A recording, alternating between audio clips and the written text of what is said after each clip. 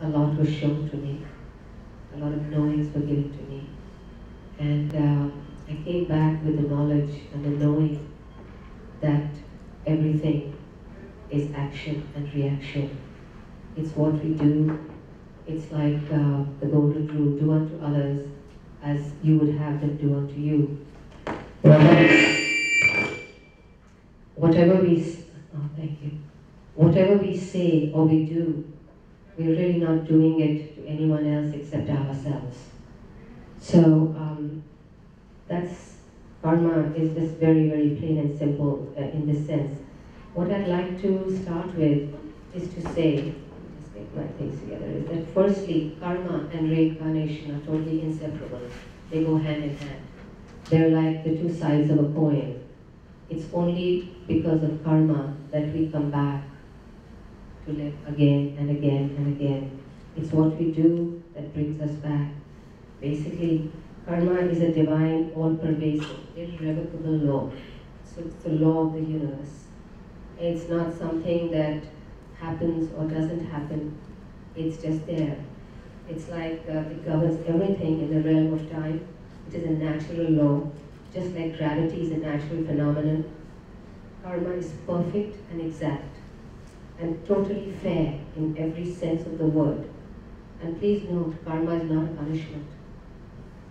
It's not a punishment. And, we are not sinners that come down here and, we have to be, salvation and all. It's nothing like that. Karma is, you can't even say karma is good or bad. I would say all karma is good. Even the bad karma is good because the bad karma is just a lesson.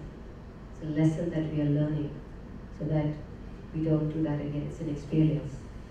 So it's just, it can be slowed down. Karma can be slowed down or speeded up, but it can never, ever be avoided. You have to go through. It's like, you take a credit card and you go out to the store and you buy a whole bunch of beautiful clothes, right? You're shopping and you're buying it on your credit card. And a month later, the bill comes. Now, you don't want to pay that bill. It's a big, huge bill. You have to pay it, you see. It's a debt you have to pay. It's the same way karma. Whatever actions we do, we have to pay for them, whether they're good or bad. They have to be, that debt has to be paid. You see, so basically, but there's one thing though, in karma, it can be avoided in rare circumstances if you get the grace of God. It's like, basically, let's say it's raining outside and you need to cross the street and you don't want to get wet. So someone comes and hands you an umbrella. So you take the umbrella, cross the street, and you don't get wet. So you've done your karma. You've crossed the street, but you haven't got wet, which means that when you get the grace of God, you may have to go through that pain, the painful experience, but you won't feel the pain. You'll go through the experience, maybe you're numb, or you just kind of go through it, and it was like, oh, that wasn't so bad.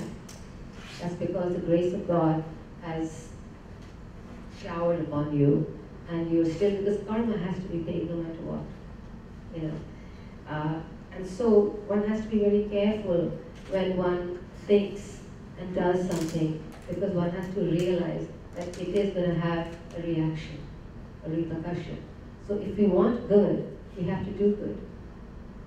It's just very simple. If you plant the seed of an orange tree, you cannot expect a mango tree from it. Yeah? It's not possible. If you plant oranges, you're going to get oranges. If you plant mangoes, you're going to get mangoes. So plant what you want to get back. Think before you act. Think before you say. Think, because thoughts are the first thing that comes into our mind. And thoughts become our words. And then those words become actions. So the root is at the thought level. You see? Once a thought comes into your head, what you have to do is you have to control it right there. If it's a thought that is not going to bring on a good action or an action, you just have to, thoughts are like entities. They're like beings. They have an energy, power of their own. And sometimes the thought is not even yours. It's not yours. If you see sometimes you go into the mall or you go into a restaurant where there's different kind of music, different kind of people, and you come out of it and you feel very unbalanced. You feel like, I'm really not myself. I don't feel good. That's because you've picked up a lot of vibration and energy of a lot of people, and what are those their thoughts? I'll tell you a little story. There was a saint, and he was, just walking around and doing his stuff in the forest and praying and meditating and all that. And it became night, and he needed a place to stay, a shelter to stay.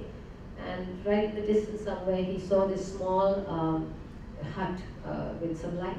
So he went towards that light, and he wanted to just kind of, he asked for some shelter. And the man said, yes, please come in, He was hungry. The man gave him some food.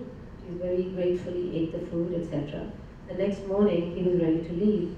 And the saint, this man was a really good man, he saw the knife of the man lying in the kitchen.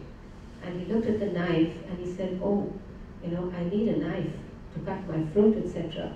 And he stole that knife. He took the knife, put it in his bag, and went. And about after half an hour or so, he had to go for his morning ablutions and stuff. So after he finished his morning, he went to the toilet and all that. So once the food that he had eaten the night before came out of his body, he realized, he said, oh my God, what have I done? I stole something. And he realized that, and he went back to the house where he had eaten, and he asked the man, he says, what do you do for a living? The man, he didn't care. He says, I'm a thief. I steal. And he says, aha, all right. He returned the knife. So basically, what I'm trying to say here is there are two things. Karma is not only in action, it's also in the food you eat. The food that you eat, who it's cooked by, is very, very important. Their karma, you can also ingest. You see? So karma, it is not just what you do. It's karma is what you see, what you hear, what you do, where you are, what you intake. And the intake is not just, it's from your eyes, it's from food, it's from thoughts. All this adds up to karma. Because it's all this information and stuff that you're taking inside of you, that is what brings on thoughts. You see? And those thoughts are made up of the food you eat, the people you meet, the company you keep, the places you go to, the things you see. All those things add up to your thoughts.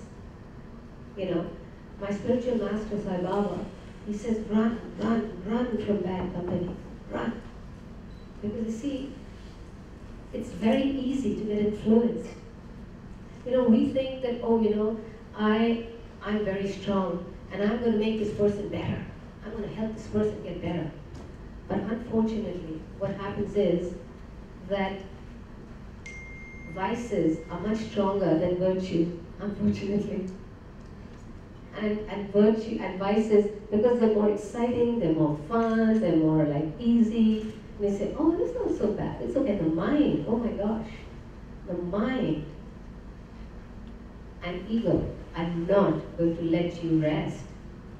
You see, there's a big battle, inner battle going on between the mind and the self, the mind and your soul. And the mind wants to take control. And the mind wants you to do the karma.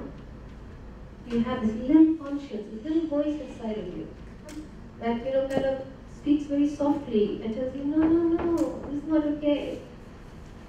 And your mind says, what nonsense. This is wonderful. It's so good for you. And you've been wanting to do this for so long. It's okay, just go for it. You say, well, yeah, okay, just once, it's all right. And you go, and you do it. There you go. You throw the dice. Once that dice is thrown, there's no turning back, because then you say, oh, well, one more time, and one more time, and there goes your karma. You see? So one has to be, one has to think, what do I want in life? What do you really want in life? Can anyone tell me, what is it that you really want in life? Tell me. Happiness. Aha, very good. What do you want in life? Peace of mind. Wonderful. In the green. Same is what this lady Peace, wonderful. And you? Peace. Same. Happiness. You? Love. Love, wonderful. What do you want?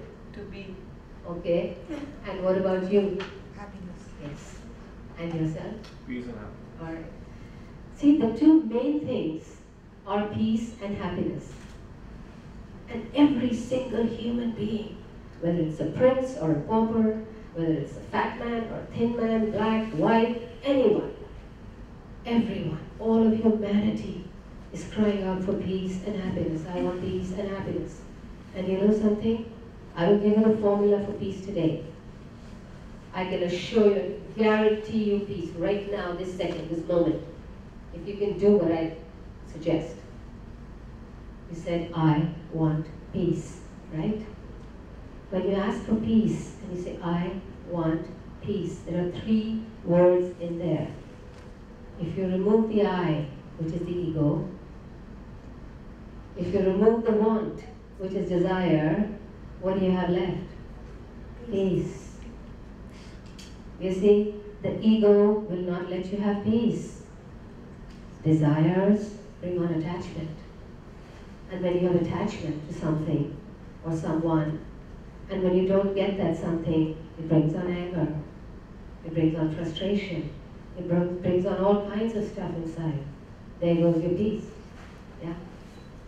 So if you can just remove the I, if you can just remove the want, you have peace.